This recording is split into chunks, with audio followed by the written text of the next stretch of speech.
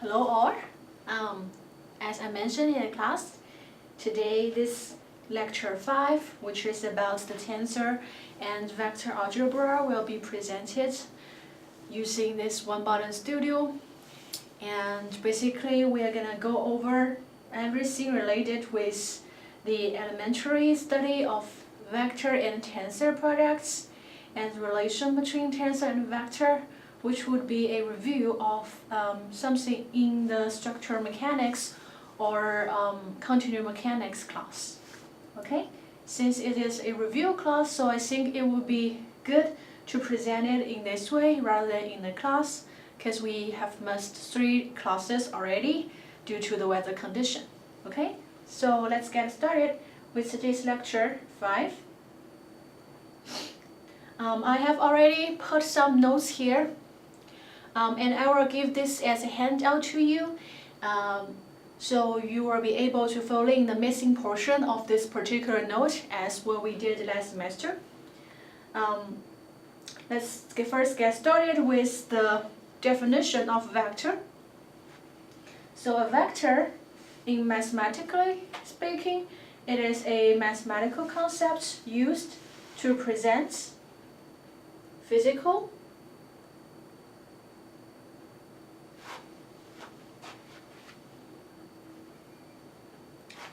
quantities that have both magnitude and direction.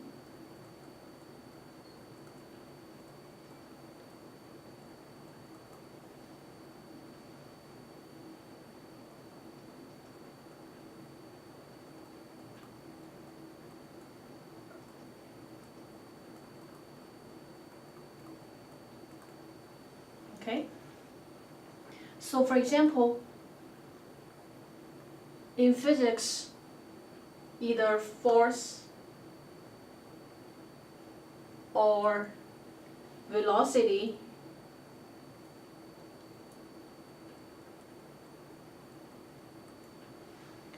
which have the magnitude and direction with them for both these physical quantities, we can call them vectors. Okay? And if you present a vector in the Cartesian coordinates, basically we have in a 3D world, we are going to have 3 different dimensions, x, y, and z, and in this case, I present it as x1, x2, and x3. So within all these 3 different directions, we can write the base vector as e1, e2, and e3. And the set of these 3 vectors are what we call base vectors.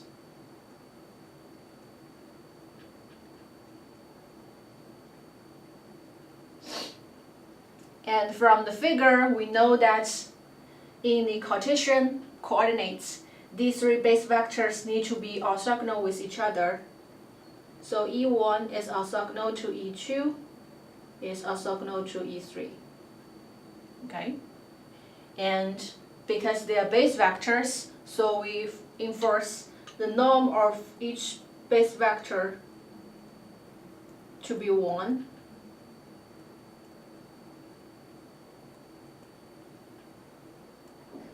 And equal with each other. Okay? So with all these base vectors in hand, we can further write a random vector inside of this Cartesian set, or the Cartesian coordinates, as v equals to v1, e1, plus v2, e2, plus v3, e3. Okay?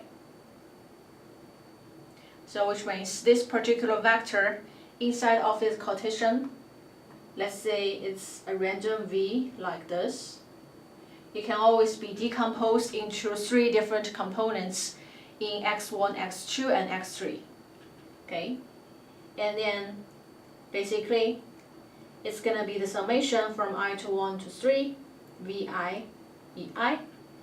And to further simplify it, usually we write it just as vi, ei. And this I, as you can see here, is a repeated indice.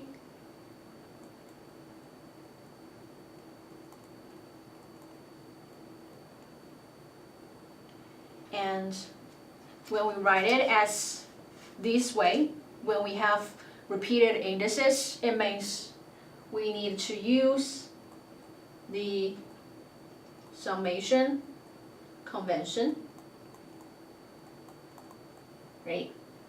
So when you have two indices repeated, as in this way, as these two i's, then inside of the summation convention, it just means that we need to sum over all these indices from 1 to 3 in this case. Okay? So the summation convention tells us we need to sum from 1 to 3 twice repeated indices. Okay? Okay. And after we define a vector inside of this Cartesian coordinates, now let's define a space of which all vectors belong to. Okay? So a vector space is defined as a set of objects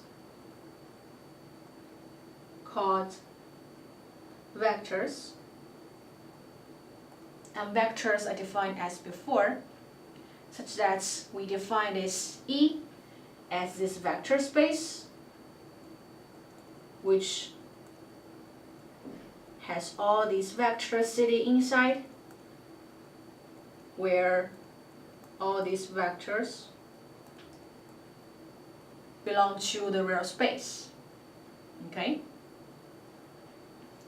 And for a vector space, it has the following properties. First, the addition property. A vector space, or everything inside of a vector space, which are vectors, plus another vector space, gives you a vector space. Basically, what it means is that if you have a U and V belong to the vector space E, and the summation of the two, or if you add these two together, it still belongs to a vector space E. Okay? The second property, the scalar multiplication, if you have a real number multiply a vector space, it will give you a vector space again. Meaning, if you have a real number alpha belongs to the real space, or the real number, and if you have a vector U belongs to the vector space, then alpha times U still belongs to this vector space. Okay? And the third property, inner product, it is represented as the bracket, and you have two things with a comma in between, which means that it's going to be an inner product. And basically, the inner product of two vector space goes to a real number space. And specifically, if you write it out, let's say we have U and V belong to the vector space, and then U dot V, which is the inner product, belongs to the real space. Okay? So these are three main properties of a vector space, or the vector inside of this vector space. And then let's talk a little bit about the coordinate representation in the Rn coordinates. where this Rn means it's the n-dimensional coordinate space. So if you wanted to write out the definition of Rn,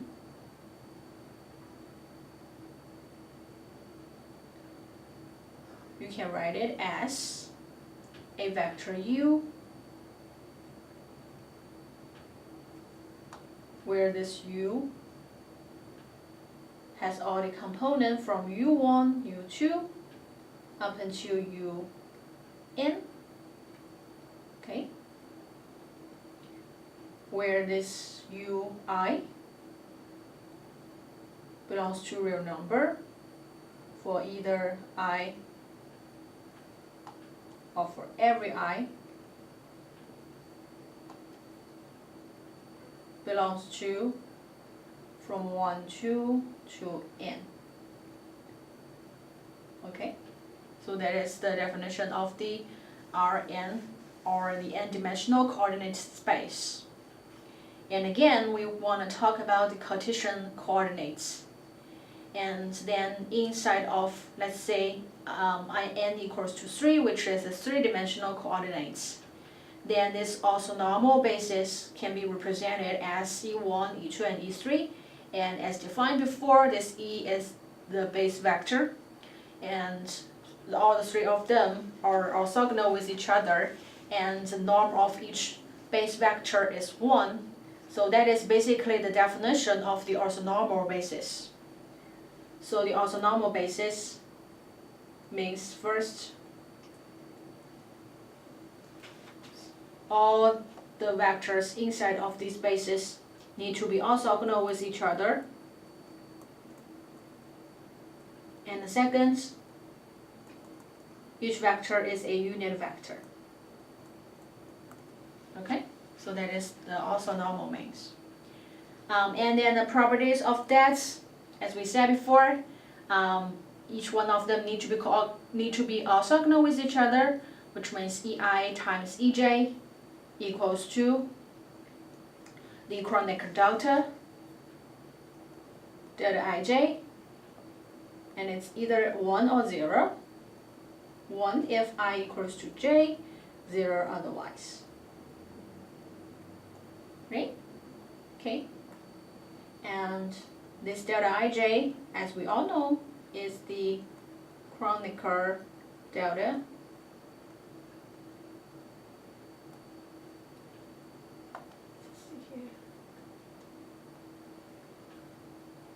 Okay, so when I equals to j is 1, otherwise it's going to be 0. And it also satisfies the base vector's definition, right? Okay. After we define the orthogonal or the orthonormal basis,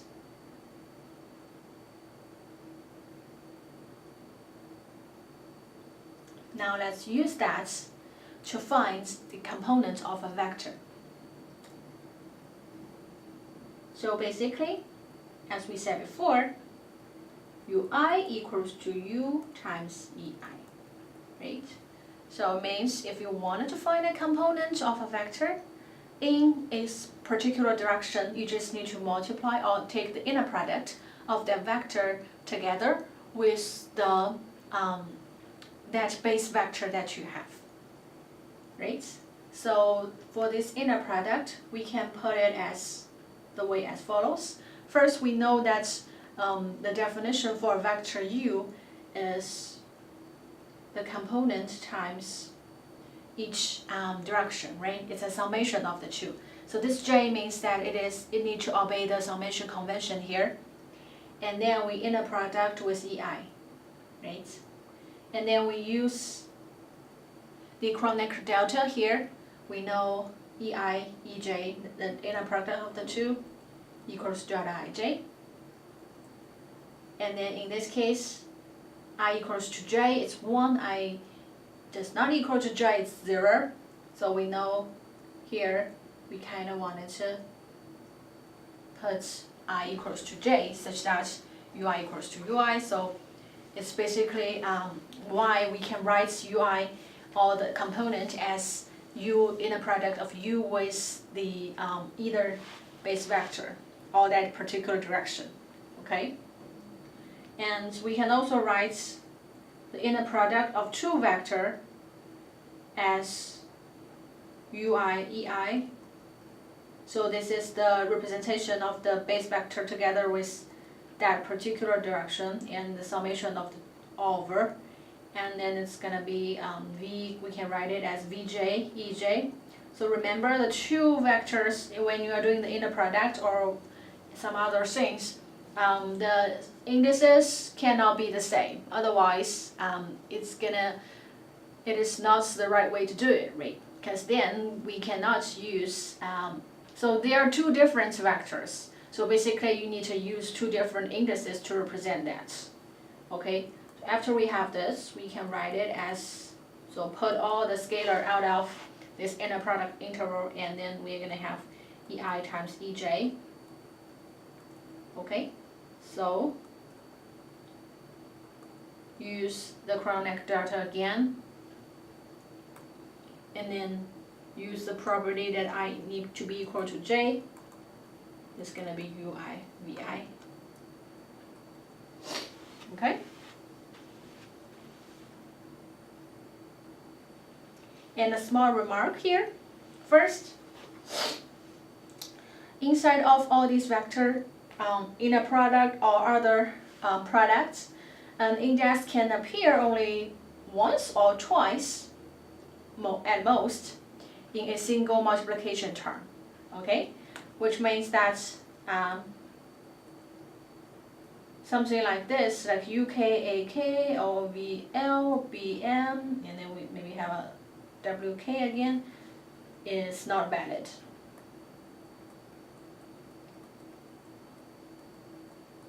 Why? Because we have this k appearing third times inside of all this multiplication, okay? And second, the repeated indices is a dummy index. The dummy index means that it indicates the summation. So basically, when you have repeated indices, it definitely means you need to sum over these terms, okay? And for non-repeated indices, we call it a free index, and you don't need to sum over terms, okay? Okay, so that would be the end of the vector and vector space definition. Now let's go to another particular very important space, which called the inner product space. As in the previous setting, we've already talked about the inner product. So now let's give a full definition of the inner product space. The inner product space is defined as a real vector space.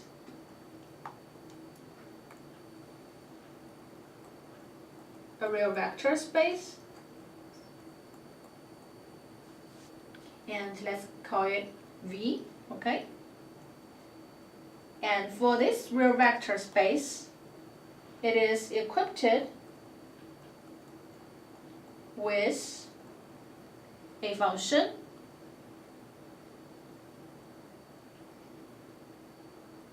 on V cross V to the real number, denoted u dot v, and called the inner product of u and v, okay, which satisfies all the following properties. First, these two commute, okay? By commutativity, I mean u dot v, which is the inner product, equals to v dot u. Okay, so basically you can switch the order of the two vectors for every u and v belongs to this inner product space. Okay. And second, the homogeneity means alpha u dot v equals to alpha u inner product v. Okay, so basically you can take the scalar out of this inner product operating. So again, for every u and v belongs to this inner product space, and for every alpha belongs to a real number. Okay. And the third, the distributivity with respect to vector addition. So this is also very simple to understand. If you have a u plus v inner product with w, then basically you can put u and w together and v and w together. Okay. So this is also valid inside of the inner product space for every u and v and w belongs to this space V. Okay. And then the last one, the positive definiteness definition. So this basically means that u times u, or u in a product with u, is bigger than equal to 0 for every u belongs to v. And if you have a u dot u equals to 0, then it's the same to say that your u is 0 vector. Okay? So basically these are the 4 main properties for inner product space. Okay? And with this inner product space definition in hand, now let's talk about 2 very important inequality theorems. First is called the Cauchy-Schwarz inequality. Okay? So this is a very important inequality inside of the inner product space. And the formal statement of this inequality is as follows. If you let this V be the inner product space,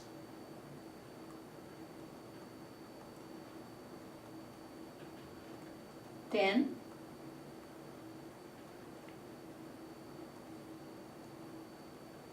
if you take the norm of u in V, it needs to be smaller, or the absolute value of that, it needs to be smaller than the norm of u times V. Okay? So the norm of the inner product, u and V, is smaller than or equal to u times V for every u, V belongs to this inner product space. Okay? And the proof of this inequality is really simple. We first need to divide it into 2 different cases. Case 1, if u equals to 0 or v equals to 0. So if either of one is 0, then basically the inner product would just be 0, and then u v would also be 0, so which means it is satisfied, because then they equal with each other, right? So it is like a non-trivial case for you to do. For the second one, if u does not equal to 0 and v is also non-zero, then we kind of need to use the properties of a vector space as we said before. Okay? First, we wanted to use the vector space properties. So there are two that we are going to use here. First is the addition. So which means two vectors, adding them together gives you another vector. Okay? And the second is the scale multiplication. So basically you have a scalar alpha,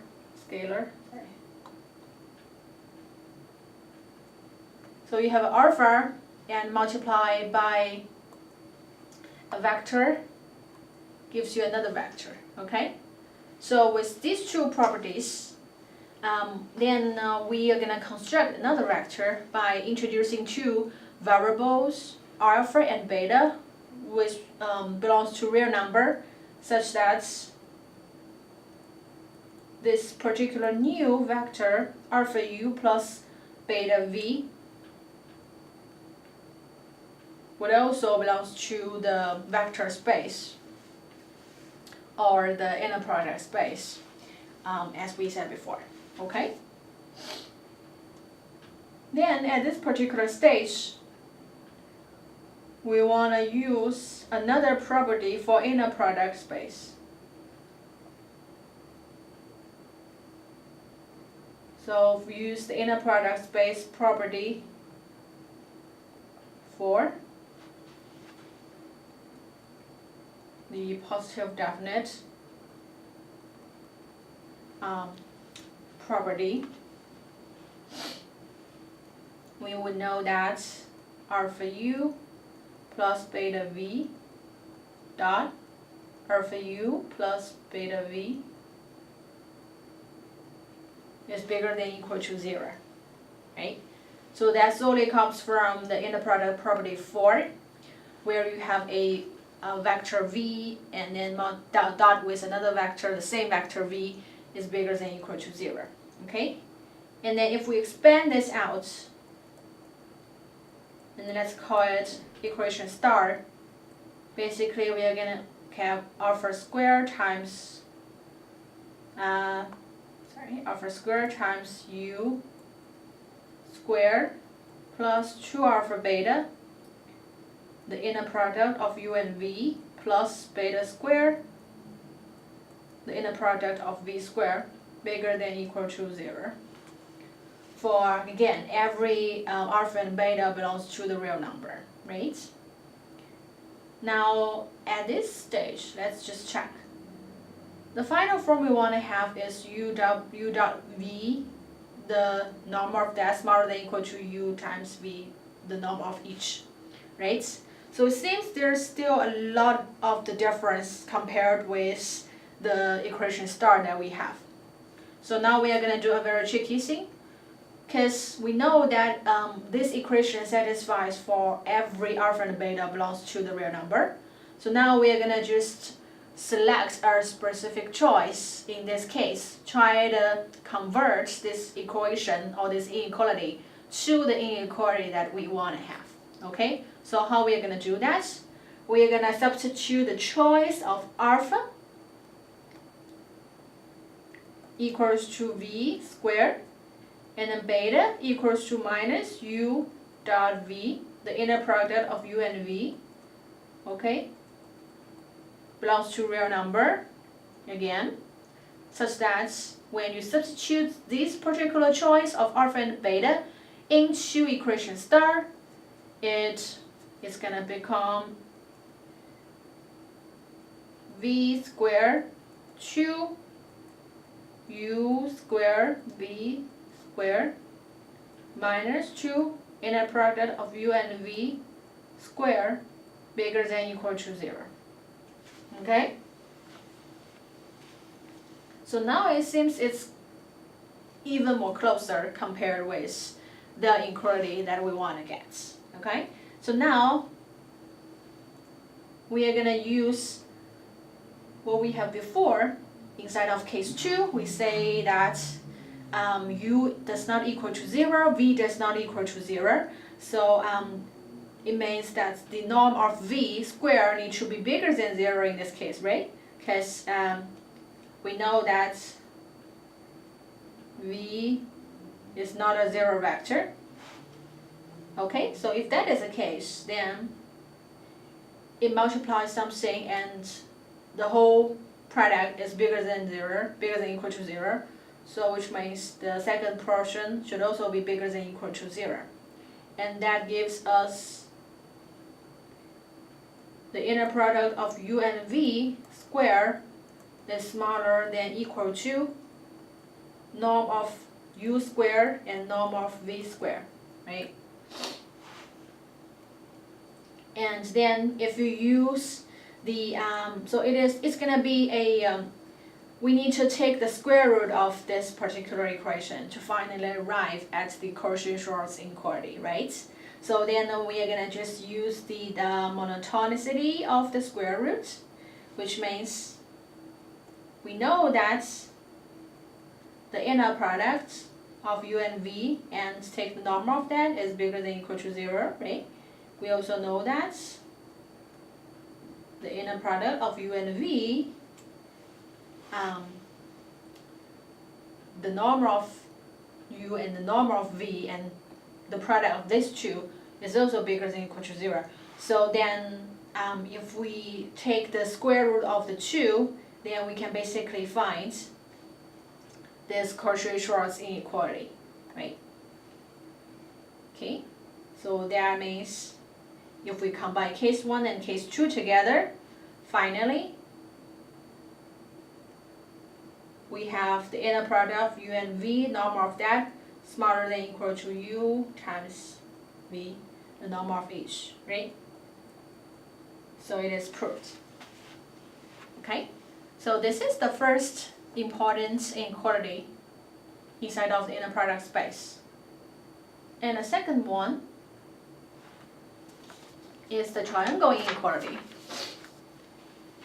So the full definition of this is, again, we need to have a v be the, or be n in a product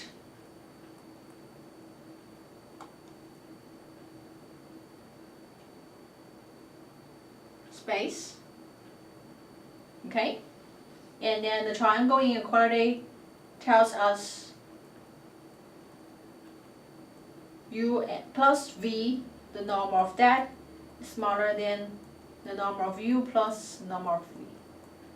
Again, for every u and v belongs to this inner product space. Okay? The proof of that is also very simple.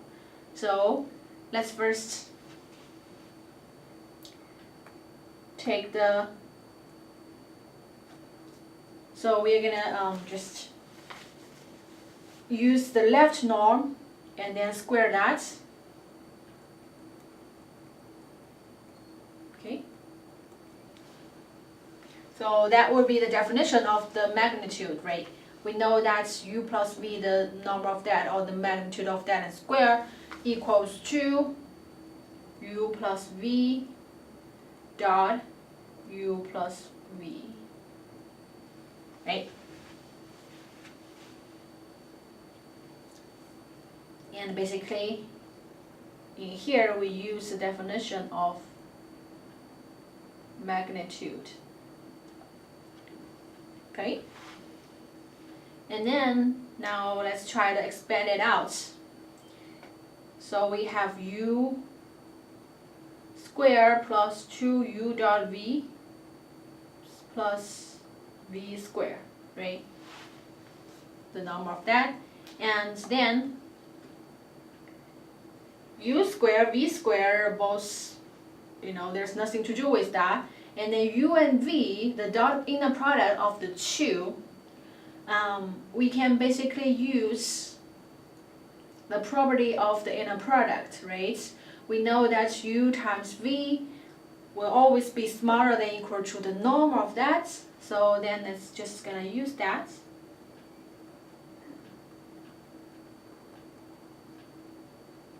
Okay, put the norm in there, and then we have one inequality sitting here. So at this particular step, we use the property of inner product. Okay? And then, let's see. The normal of u, the inner product of u and v has something to do with our first inequality, which is the Cauchy-Schwarz inequality, right? So basically we can use that in here. If we use the Cauchy-Schwarz inequality, then the absolute value of u and v inner product is smaller than or equal to the norm of u times the norm of v plus v squared, right? And that is basically u plus v, the norm of both, and then square it, right? And then again,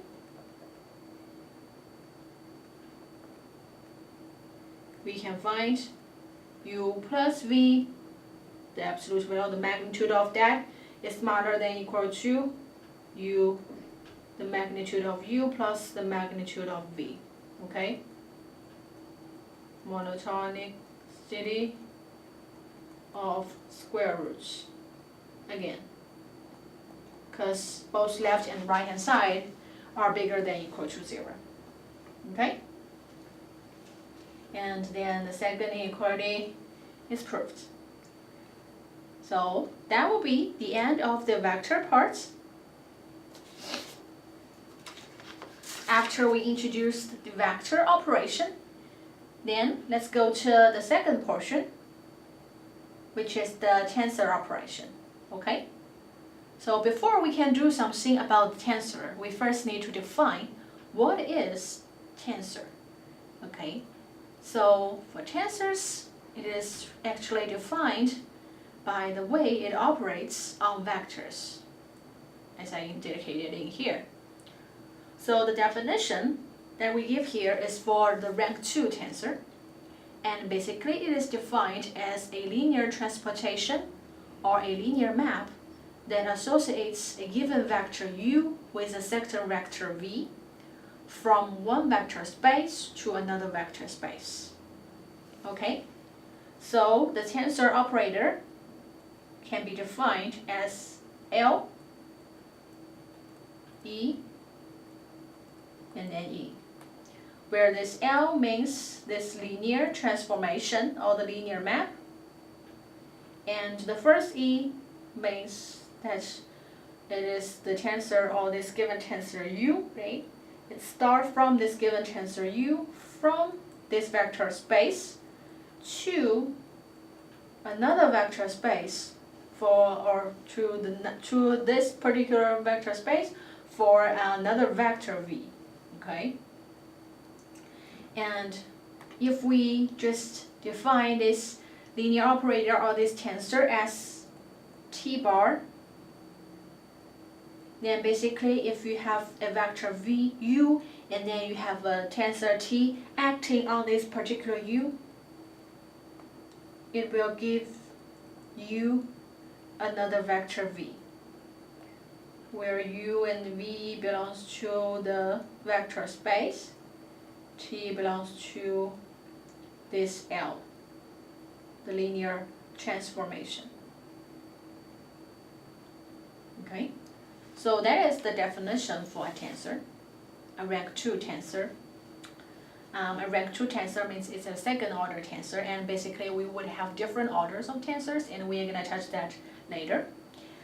For the coordinate representation in the Cartesian coordinates, then the tensors can be represented using the tensor or diaretic product of base vectors, EI. Okay, so basically we're going to use the same base vectors as if we present the vectors. We're going to use the same base vectors here, EI.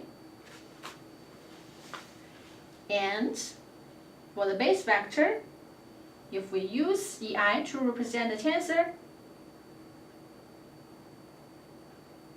we are going to write it as EI cross EJ, okay? So this means it's a cross product, and with I equals to 1, 2, and 3, J equals to 1, 2, and 3. Inside of this 3D dimensional coordinates, okay? And this EI cross EJ, this is a second order tensor, and can be used to represent other tensors. Okay, so we've already introduced a tensor T bar here, right? So if you wanted to use the base tensor or the base vectors to represent this particular tensor T bar, then it's going to be written as T bar equals to two different summations, because now we have, I and j here. So it's going to be I from 1 to 3 and j from 1 to 3, Tij EI cross EJ. Okay, where EI cross EJ is our base tensor, and then it's Tij is a scalar component of this T bar with respect to the base tensor EI cross EJ. Okay, so this is basically this T bar tensor definition.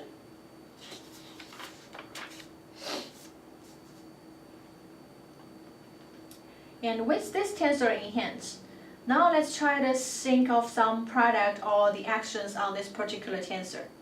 So if you have a tensor and then you take the product of this tensor with another, or take the inner product of this tensor with a vector, or action of this tensor on a vector, what will it give you, okay? And a vector in here, we are going to just take the base vector as an example. So if you have a T bar acting on an En, then we can just expand it out to try to see what is going on here, right? So basically we know the definition for a tensor T bar is the summation for I 1 to 3, j 1 to 3, Tij EI cross EJ cross circle EJ, and then here, and have this En, right? So that's basically, we just write everything out in terms of the base vectors. And then we are going to just use the definition of EI cross circle EJ and then En.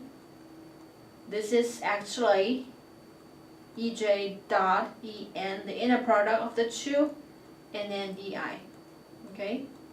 So basically, if a tensor acting on another vector, it's gonna give you a vector with EI, in this case, in the direction of EI, and then with the magnitude of the second two vectors take the inner product. Okay? So when we use this definition, then 2 summation Tij, and then EJ dot En, and then EI. Okay, where this 2 is delta Jn, and basically this Jn, and we have a J here, right? Which means the sum of J need to be go away because it needs to be equal to N. Okay, so then finally what we get is sum of I Tin bar EI.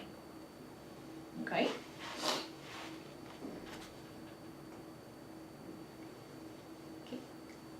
So then the action of a tensor t bar on a vector En finally becomes the it just changed the direction of that particular vector to another direction of the vector, right? Okay, so now we are gonna go to find the component of a vector based on the action of a tensor, okay? If we wanted to find a component of a tensor, usually what we do is to take the dot product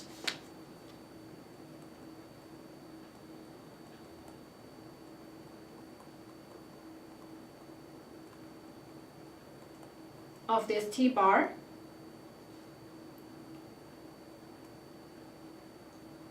dot with En together with another base vector En, okay?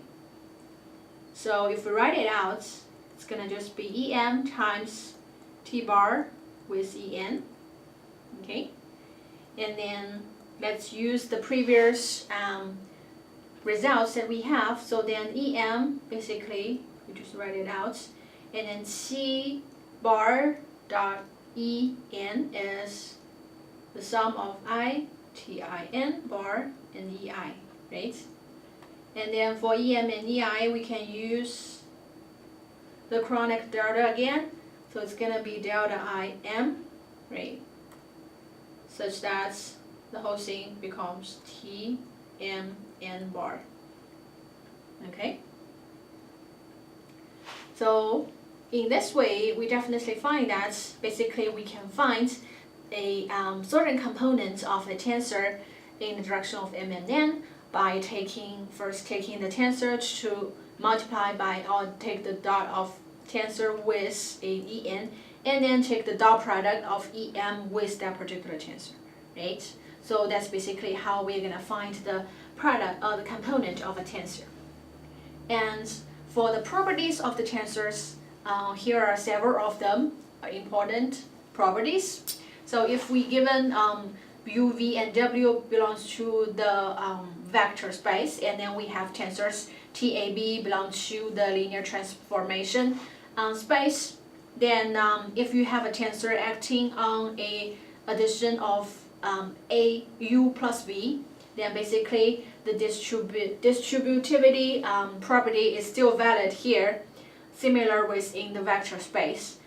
So it's just gonna be tensor product to u, or the tensor acting on u plus tensor acting on v. Okay, and then also the homogeneity is also valid. Tensor acting on alpha u is equal to taking the scalar out and then put this tensor acting on u. Okay, and then distributivity is also valid. A plus b, the two tensor acting on vector u, you can just put u inside, and then it becomes A acting on u and then B acting on u. Okay, and then also we want to define the identity inside of the rank 2, which is second rank identity tensor. It is defined as I and then 2. So this I2, where this 2 is in the subscript, acting on a vector u will give you the vector itself. Okay, so that is how it means by the identity.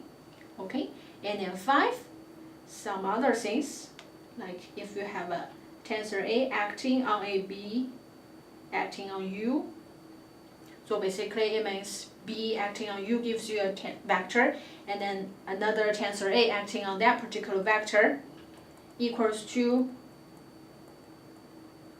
AB acting on this u together. Okay, and another thing, 2 tensor acting together is the same as A squared. Okay? Okay, so that's the end of the properties for this for the tensor parts. Now let's go to some other things related with tensor product, or the tensor itself, which will be the transpose of a tensor. Okay, so basically we define the transpose of a tensor A as A and a superscript T, okay, which for any two vectors U and V, we have the following properties satisfied, okay. So there's gonna be some properties related with the transpose of a tensor. If you have a tensor acting on vector U and then dot product with another vector V, it is the same as U and then A transpose acting on V, okay? So this is gonna be the first question inside of homework 3, which is derive this particular property using, so basically we wanted to expand it out and then use the base vectors to represent the tensors and vectors, and then try to derive this particular property, okay? So that's gonna be homework Q1A, homework 3 Q1A. And then if you have A plus B transpose, then it's gonna be A transpose plus B transpose. And then AB transpose is B transpose A transpose. Then this is another homework Q1B for you to verify that it is the case. And then A transpose, then transpose again gives you back to the tensor A. And for a symmetric tensor, it means A transpose A equals to A. The skew symmetric tensor is the A equals to minus A transpose, okay? So these are the transpose of a tensor and some properties when it is acting on different vectors and taking the inner product with vectors, okay? And then here are two small homeworks for you to verify that these properties are really the properties, okay?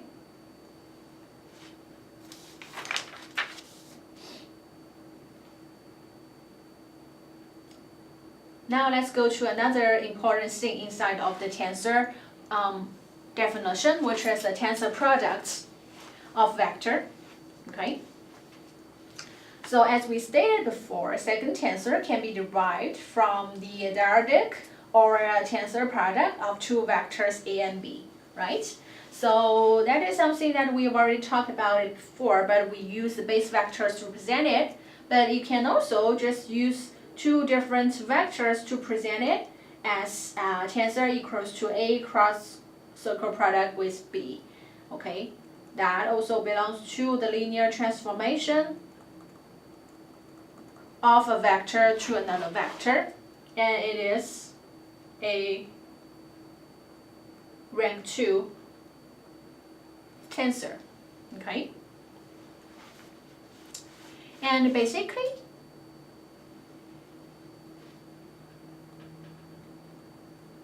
it is defined by A cross B, U acting on a tensor, on a vector U equals to B dot with U and A, okay? So if we have a tensor acting on U, then it's gonna further gives you back to a vector in direction of vector A, okay? And the identities for that, first A cross B transpose equals to B cross A, okay? So basically it's just A transpose. So this is the one property, all the identities that's for you to verify, okay? Use the transpose of a tensor. And then the second identity is A cross B and then C cross D equals to B dot C A cross D, okay? So that's gonna be a homework 2B for you to verify. And the third one for base vectors, EI cross EJ and then EI cross EI and then EJ cross EJ equals to either 0 or EI cross EJ. If it is 0, then I does not equal to J. If it is EI cross EJ, then I equals to J. So this is the third part in homework 2 for you to verify. Okay, some of the identities inside of the tensor product. Okay, so with the rank 2 tensor in hand, now we are gonna take the tensor product of two rank 2 tensors, which gonna give you a rank 4 tensor. Okay, so the tensor product of rank 2 tensors actually gives you rank 4 tensor. Okay, so let's say we have two rank 2 tensor A and then B, and then we take the tensor product of the two, then gives you Aij. So if you write it out in terms of the base vectors, this is the first tensor, and then tensor product with B. As I said before, we cannot use the same indices, so basically we just need to use a different index as KL. So it's going to be big KL and EK cross EL, the tensor product EL. And then finally we have Aij, BKL, EI cross EJ, tensor product EK, tensor product EL. Okay. And that actually gives you a rank 4 tensor, right? Because we see 4 different base vectors sitting together. An example for this rank 4 tensor would be inside of the isotropic elastic tensor, where if you derive from the strain to functional to the stress, and then from stress to strain, we are gonna have a CIJKL sitting there, right? So inside of the CIJKL, one representation of that with a specific strain to functional can be with lambda, the second order identity tensor, cross with another second order identity tensor. So the tensor product of these two rank 2 tensors, and then plus a 2 mu in I4, where this I4 is another rank 4 tensor. Okay. So the cross product, or the tensor product of the two identity rank 2 tensors actually gives you a rank 4 tensor, right? We know that, where this I2, as we said before, is the second order identity tensor. Okay. And then this I4, or the 2, 4, can also be represented as a rank 4 tensor as follows.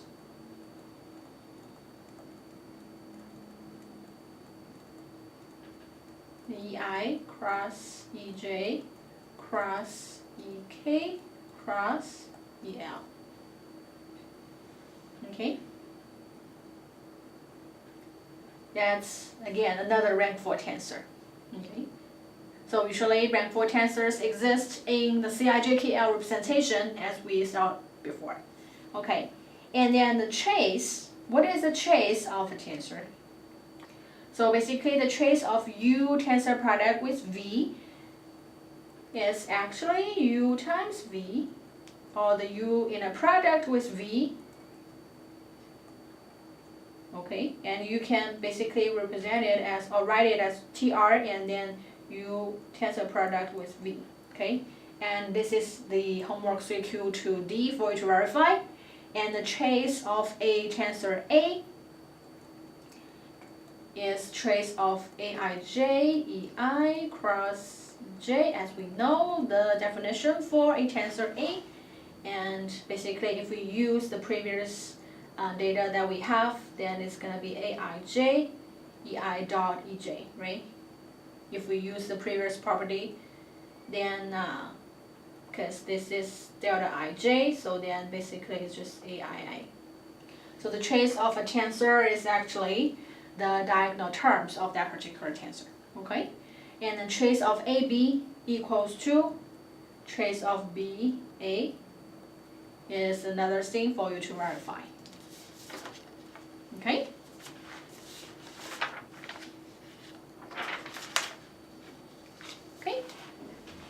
So that will be basically the end of today's lecture. And in the next lecture, which would also be inside of this One Button Studio, I'm gonna continue with the tensor product part.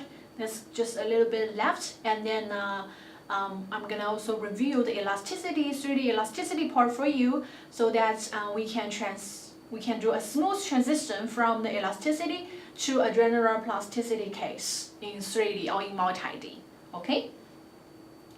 And for the lecture notes, I'm gonna just upload all them online, and you could first start from the handout and then fill in all the portions, and then after 1 week, I'm gonna put the 4 lecture notes there, okay? Sounds good? Okay, then I'm gonna just see you in the class then. Bye bye.